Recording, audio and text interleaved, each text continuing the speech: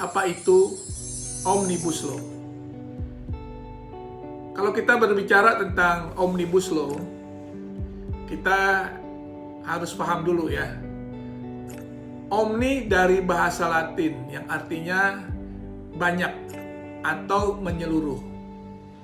Omnibus adalah kendaraan bus yang mampu mengangkut banyak orang dan barang. Law dari bahasa Inggris artinya hukum. Undang-undang Omnibus Law maksudnya adalah undang-undang yang menggabungkan aturan dan beberapa substansi yang berbeda di bawah satu payung hukum. Undang-undang Omnibus Law disebut juga undang-undang lintas sektor atau dapat dikatakan juga undang-undang sapu jagat. Undang-undang Omnibus Law ada kurang lebih 1000 lembar dan 1224 pasal yang terdampak dan berimbas pada 76 undang-undang.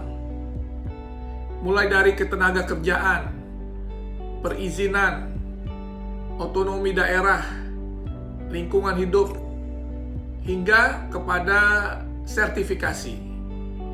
Semua ada di Undang-Undang Omnibus Law.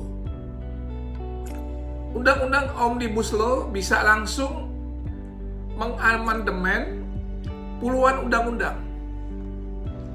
Jadi pada dasarnya, harapan dari undang-undang ini bertujuan baik ya, untuk memangkas segala aturan yang ribet dan ruwet demi melancarkan dunia usaha. Namun, pada akhirnya masuk berbagai kepentingan politik ekonomi neolib yang hanya menguntungkan kaum kapitalis liberalis atau kaum kapitalis liberal. Di dalam Undang-Undang Omnibus Law banyak aturan yang isinya terkait perubahan beberapa ketentuan dalam Undang-Undang Nomor 13 Tahun 2003 tentang ketenaga kerjaan. Yang semula udah bagus bagi para pekerja dan masyarakat justru diubah. Saya ambil contoh misalnya di dalam masalah ketenaga kerjaan, menyangkut kesejahteraan para pekerja. Karena di dalam Undang-Undang Omnibus Law ini ada yang secara fundamental diubah, yaitu dari sistem pesangon ke sistem pemanis. Inilah yang harus kita pelajari lebih baik lagi ke depan. Berikutnya menyangkut masalah lingkungan hidup. Ada kekhawatiran di dalam Undang-Undang Omnibus Law ini bahwa perizinan dipermudah. Izin lingkungan dan AMDAL ditiadakan sehingga dampak lingkungan hidup tidak diperhatikan. Ini menurut saya satu permasalahan. Lalu juga masalah peran otonomi daerah. Terlihat kesannya ada undang-undang ini secara kasat mata mulai mengambil kewenangan daerah untuk kembali ke pusat. Di dalam Undang-Undang Omnibus Law terlihat ada beberapa pasal yang memang memudahkan datangnya tenaga kerja asing. Seperti yang ada di dalam pasal 42 yang mengatur kemudahan izin bagi perekrutan tenaga kerja asing ya, tenaga kerja asing atau TKA. Di mana dalam ayat 1 pasal 42 RUU Omnibus Law ini disebutkan setiap pemberi kerja yang memperkerjakan tenaga kerja asing wajib memiliki pengesahan rencana penggunaan tenaga kerja asing dari pemerintah pusat.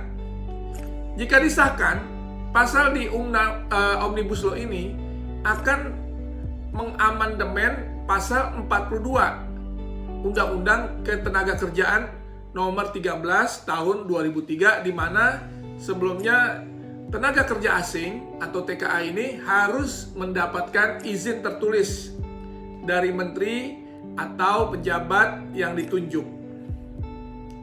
Ketentuan pasal 42 di Undang-Undang Omnibus Law Cipta Kerja ini tidak berlaku bagi anggota direksi dan komisaris dengan kepemilikan saham tertentu atau pegawai korps, diplomatik, dan konsuler.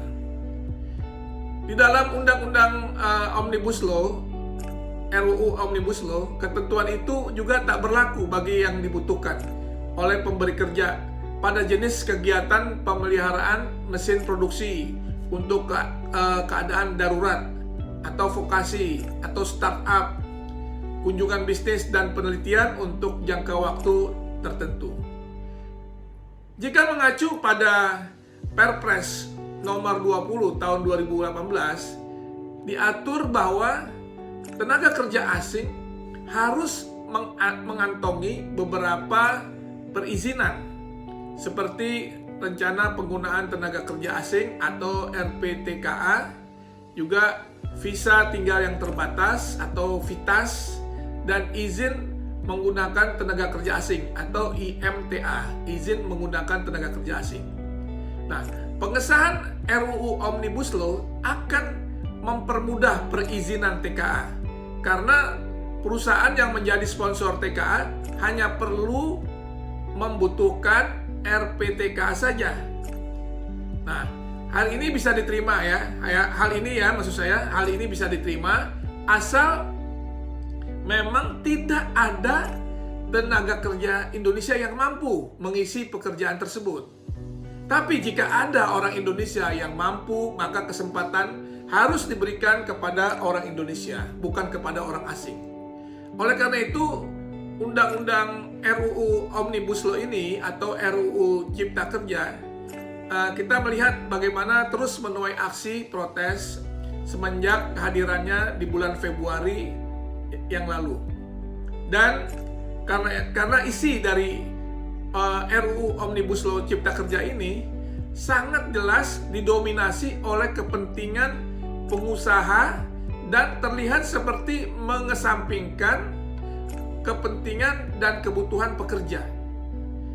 Bila keinginan dasar dari Omnibus Law RUU Cipta Kerja ini adalah menarik investor guna menaikkan perekonomian tanah air, maka solusinya adalah keseimbangan di dalam pelaksanaan hak dan kewajiban antara pihak pengusaha dan pekerja, penegakan hukum yang tegas dan jelas, dan pemberantasan KKN yang mengakibatkan maraknya pungli di berbagai sektor usaha.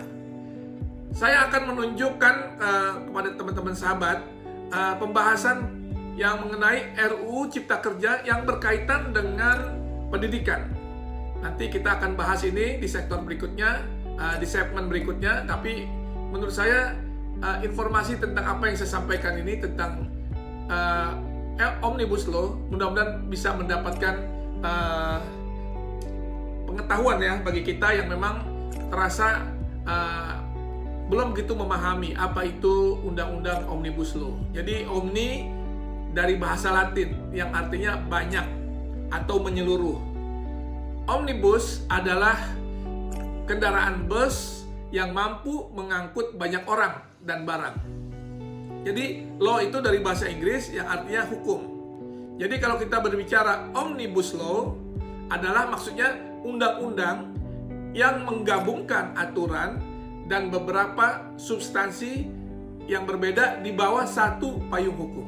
Itulah yang dimaksud dengan Undang-Undang Omnibus Law ini, yang disebut juga Undang-Undang Lintas Sektor atau Undang-Undang Sapu Jagat. Nah, demikian sahabat Bang Day, mudah-mudahan bermanfaat apa yang saya sampaikan. Assalamualaikum warahmatullahi wabarakatuh.